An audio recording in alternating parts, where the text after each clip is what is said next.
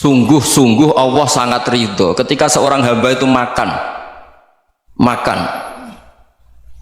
ketika sesuap nasi dia muji Allah, ketika minum seteguk nasi dia muji Allah. Itu kalau orang diridhoni Allah itu wali betul. Itu untuk jadi wali itu gampang, kamu makan ridho, kamu nginjak buminya Allah ridho seneng, kamu hidup keseharian aman seneng. Nah ini supaya sampean kita semua ngaji betapa panduan Rasulullah untuk menggapai ridho Allah itu banyak yang keseharian sekali. Saking kesehariannya banyak dalam hadis dan itu sahih. Nabi menyebut hal-hal yang keseharian. Hatta ma tas'alu fi fimra'atika, kamu punya uang kemudian istri kamu bisa makan, itu ibadah. Bahkan sebagian ibadah itu dicontohkan Nabi yang akhirnya diprotes sahabat, yaitu wa fi buti ahadikum sedekah, kamu menggauli istri kamu itu ya sedekah. Sampai sahabat bilang, yang benar ya Rasulullah, ayati ahaduna syahwatahu wa huwa lahu ajrun, masa urusan biologis, urusan syahwat kemudian dia dapat pahala. Nabi menjawab, alaysa lawadhu'aha fi haramin akana alaihi wisrun, bagaimana kalau dia meletakkan ke yang tidak benar, itu kan dosa. Nah, hal-hal seperti ini yang saya ingin teman-teman semua saya juga agak ingin ngaji demi anda juga agak ingin. Itu dosa sekali ngaji kok pesanan kelompok tertentu itu nggak boleh. Islam itu untuk semua. Jadi ya cuma karena di depan saya jenengan ya seakan-akan jenengan korbannya. Itu ada ilmunya dalam usul fikih itu. Jadi orang itu harus ngaji usul fikih. Nama yang disebut, mungkin Mas Sufyan masih ingat zaman ngaji usul fikih, nama yang disebut itu tidak jaminan sebagai prioritas perintah. Jadi misalnya gini, kebetulan yang di depan Nabi itu Abu Dzar, Nabi ya bilang, ya Abu Dzarin ini uhibbuka misalnya, atau ya Mu'ad ini uhibbuka, atau ya Abu Hurairah ini uhibbuka misalnya. Banyaklah riwayat yang Nabi nyebut ya Abu Dzarin, ya Mu'ad, ya Abu Hurairah. Kemudian misalnya Nabi meneruskan khitab, ini uhibbuka, saya mencintai kamu, fakul dubur sholatin, atau sebagian riwayat disebut fala tada'anna dubura kulli sholatin Allahumma inni ala dzikrika wa syukrika wa husni ibadatik.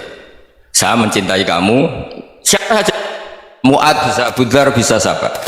Saya mencintai kamu, mohon kalau habis sholat kamu jangan lupa wiridan Allahumma inni ala dzikrika wa syukrika wa husni ibadatik. Ya Allah, tolong kami permudah supaya mudah ingat engkau. Anda tidak bisa mentang-mentang, wong nama saya Parmin, nama saya Purnomo, itu yang diperintahkan Mu'ad misalnya. Jadi yang disebut satu, tapi khitab itu untuk siapa saja. Saya teruskan ya. Jadi saya mohon semua kita melakukan kebaikan itu, kalau dalam kaidah fikih disebut al yakin la yuzalu bisyak. Banyak kebaikan yang kebenarannya itu 100%, tidak punya efek samping ke pihak lain, ke kelompok lain, ke komunitas lain.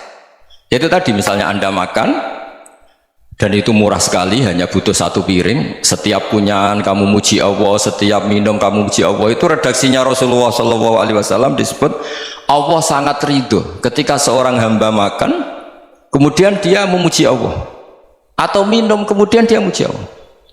Logikanya gampang, negara seperti ini yang kamu harapkan bentuknya kayak apa, mertua, ipar, komunitas, tetangga, itu nyata terjadi itu kan belum pasti.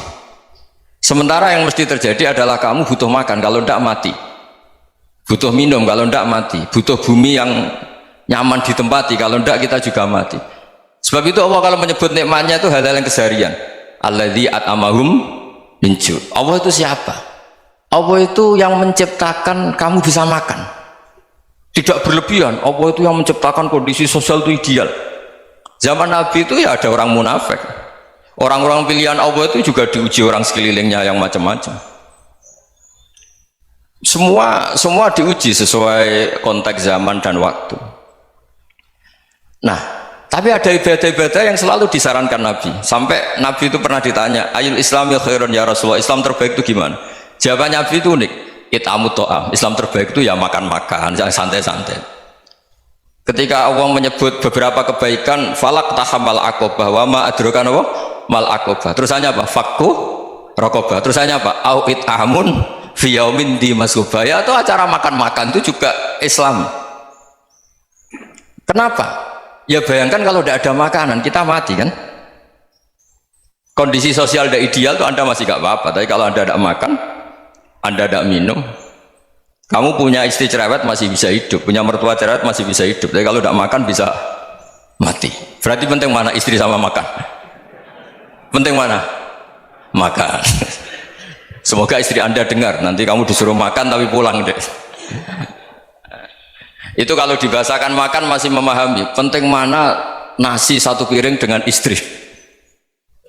Nggak ada nasi mati, nggak ada istri belum mati. Penting mana?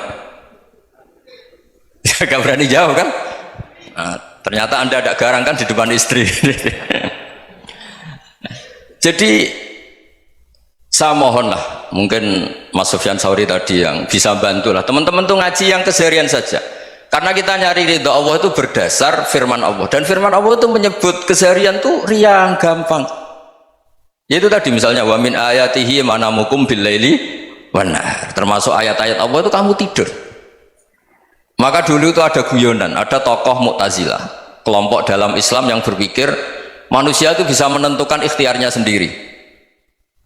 Karena saya bisa duduk, ingin berdiri, berdiri. Karena kelompok ini nggak terima kalau semua kehendak Allah, nanti bagaimana kalau semua kehendak Allah kok ada hisab ya, ada sanksi. Lucunya itu dia akhirnya, ini cerita ya, mencintai seorang perempuan cantik sekali. Dan itu dia menjadi ahli sunnah itu oleh hal-hal yang sepele. Karena istrinya cantik, ya namanya suami istri hubungan intim. Terus ditanya, Mas masih ingin lagi? Masih. Silahkan diulang lagi. Wah ya tidak bisa.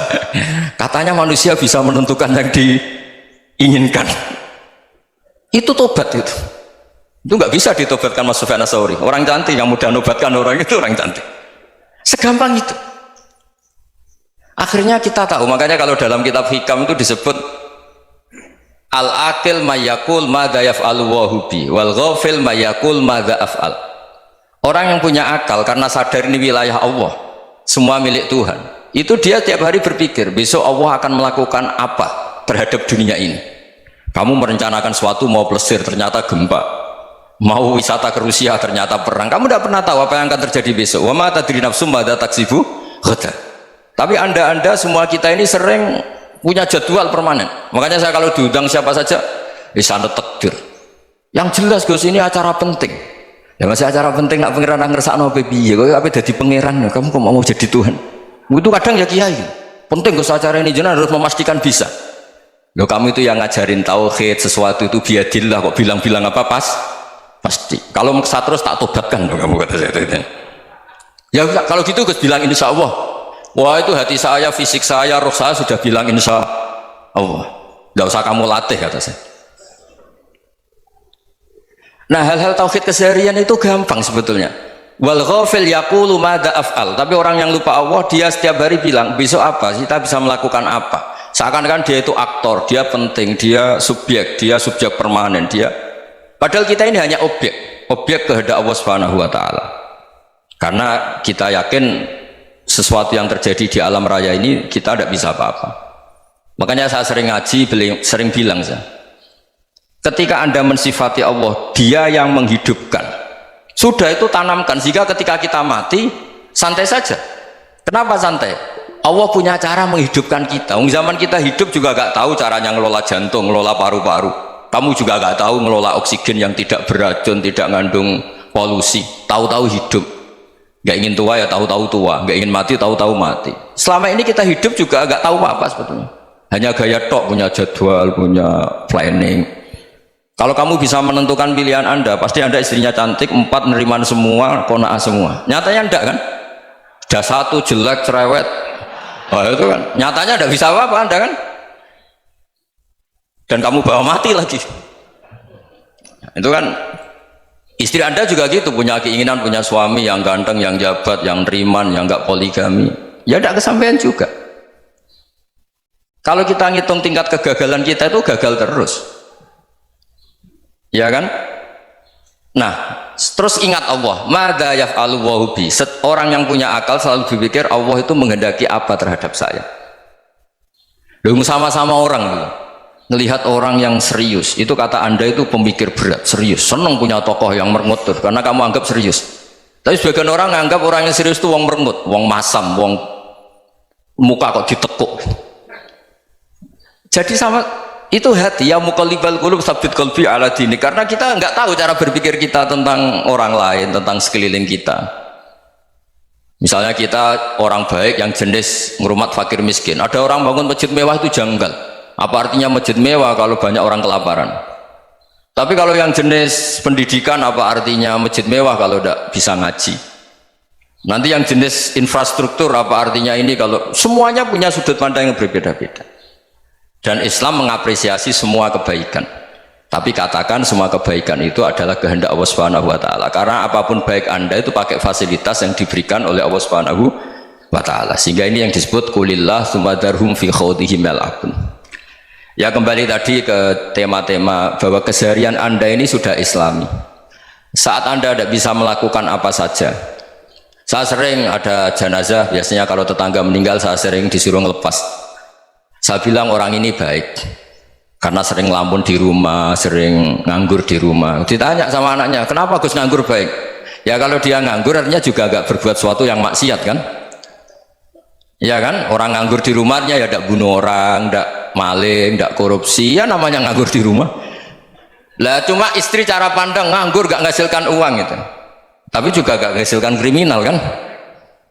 Jadi sebenarnya Islam itu cara, makanya kalau sampai ngaji usul fikih itu ada kitab usul fikih namanya Lubul Usul, itu terkenal sekali di pesantren itu. Itu kalau ngapresiasi keseharian itu luar biasa. Izma min mubahin illa wa yatahaqqaqu bihi tarku haramimma. Karena keseharian yang mubah saat Anda lakukan itu ada kehebatan yang luar biasa, yaitu meninggalkan haram. Makanya dulu banyak orang-orang alim ketemu temannya itu guyon sampai semalaman. Itu biasanya yang semangat Islam itu, kiai kok tidak tahajud, kiai kok tidak witir. Orang yang sedang mapan uangnya banyak, malam itu tidak kelayaban itu sudah luar biasa. Melawan nafsu supaya tidak maksiat itu sudah luar biasa. Supaya lupa guyon sama temannya semalaman sampai subuh, gejlok-gejlokan ngenang zaman miskin, zaman kuliah nggak jelas, zaman apa. Melihatnya jangan tarkut tahajud seperti ini, meninggalkan tahajud, tapi meninggalkannya ini talkul muharramat. Jadi kayak apa hebatnya? Sehingga Imam Ghazali punya riwayat yang agak unik. Hatta takuna ibadatu akhiri hadil ummah iku an-naum. Sehingga suatu saat ibadah terbaik umat ini itu tidur. Itu kan riwayat kontroversi. Ketika Imam Ghazali saja, kenapa iya? Kenapa kamu mulai keluar dari rumah itu sudah banyak maksiat, melihat perempuan yang enggak mahram, melihat fenomena. Tapi kalau kamu tidur itu enggak melihat apa-apa. Tapi juga kamu jangan nganggap tidur itu ibadah betul. Saatnya melakukan fardu ain malah masih tidur. Tapi itu sudut pandang yang menjadikan kita Islam itu gampang. Jadi saat Anda tidak bisa aktivitas apa-apa, misalnya ada beberapa orang yang lumpuh itu memang nggak bisa Jumatan, nggak bisa ibadah, tapi dia juga nggak bisa maksiat. Tidur itu memang Anda saat itu tidak bisa tahajud, tidak bisa witir, tapi saat itu ada zina, ada maling, tidak gosipkan orang, tidak bully orang, tidak menanamkan kebencian, tidak hasud. Sehingga tidur menurut Allah Ta'ala wa min ayatihi manamukum billaili apa? Wanahar. Karena di tidur itu selain ada unsur istirahat, jaga stamina, juga ada unsur meninggalkan beberapa keburukan. Nah, saya mohon ibadah yang keseharian ini kita jaga supaya kita semua baca ayat itu fasih itu tertanam di hati. Allah itu siapa? Alladzi at'amahum min ju'i wa amanahum min khauf. Dan Allah kalau cerita di Quran itu anna sababnal ma'a sabba thumma syaqaqnal ardhan wa syaqqa fa ambatna fiha habba wa inaba wa qadba wa zaituna wa nakhla wa hadaika hulba. Kamu tahu saya ini siapa? Kata Allah, saya ini adalah Tuhan yang menurunkan air, kemudian ada tanaman banyak, habba wa inaba wa qadba, ada zaitun, ada tin, kalau orang Jawa mungkin ada tela, ada padi, ada mangga, ada pisang. Sudah, wa inaba wa zaituna wa nakhla wa hadaika hulba, ada perkebunan yang lebat. Tujuannya apa? Mata Allahkum, silahkan kamu pakai, kamu nikmati. Tapi karena kadang kita ini punya ide-ide besar, tadi untuk syukur saja nunggu punya istri riman, rumah baik, tetangga baik, komunitas baik, semuanya baik baru syukur. Lama-lama nanti ada di surga, syukurnya nunggu surga paling kelas A. Itu sudah ada yang menghuni Rasulullah, kamu nggak boleh di situ. Masa untuk syukur saja repotnya, masya Allah. Jadi mohonlah Quran yang kalau Anda hafalkan juz sama itu kan ada ayat-ayat yang kayak tadi. Ya, fal yanzuril insanu ila ta'ami. Coba lihat Apa yang kamu makan ya? Dari mana? Dan untuk mempertahankan hidup kamu keseharian. Jadi jangan kira ibadah itu harus membentuk komunitas yang versi Anda. Ibadah itu harus hal yang mulu-mulu. Kesehariannya Anda alami. Loh, ini saya tidak bikin-bikin. Saya ngaji bukan karena berdasar pesanan. Itu ayat yang saya baca kan betul ada ayatnya kan. Fal yang dzuril insanu ila tu'ami anna sobabnal ma'ah sobba thumma syaqaqnal ardo syaqqa fa ambasna fiha habba wa inaba wa qadba wa zaituna wa nakhla wa hadaiqa ghulba. Terusannya apa? Mata al lakum, silakan kamu nikmati. Mata itu silakan kamu nikmati. Ya kayak sampean dikasih hidangan ya makan. Ya sudah makan, habis makan ya minum, habis itu ngantuk ya tidur. Ya sudah normal-normal saja. Kayak apa indahnya Islam. Tapi Anda mencari Islam yang gimana lagi? Nah itu yang diajarkan guru-guru kita, diajarkan sanad kita sampai Wali Songo, sampai Rasulullah SAW. Bahwa pada akhirnya ada jihad, ada perang. Itu dulu memang perang, bukan membunuh. Beda. Dulu kita dijajah Belanda ya perang, dan itu normal karena kita dijajah. Jadi ketika orang lain ingin baik sama kita, wa in ahadum minal musyrikin astajaruka ya fajirhu hatta yasma'a kalam Allah. Kalau mereka ingin baik ya kita baik. Makanya ada istilah musta'man, mu'ahad. Kalau mereka ingin damai, berdampingan dengan kemajmukan ya itu yang lebih baik. Karena memang Islam menghormati proses perdamaian. Wa in janahu lis-salmi ya fajnah lah. Kalau ingin damai ya kita harus damai.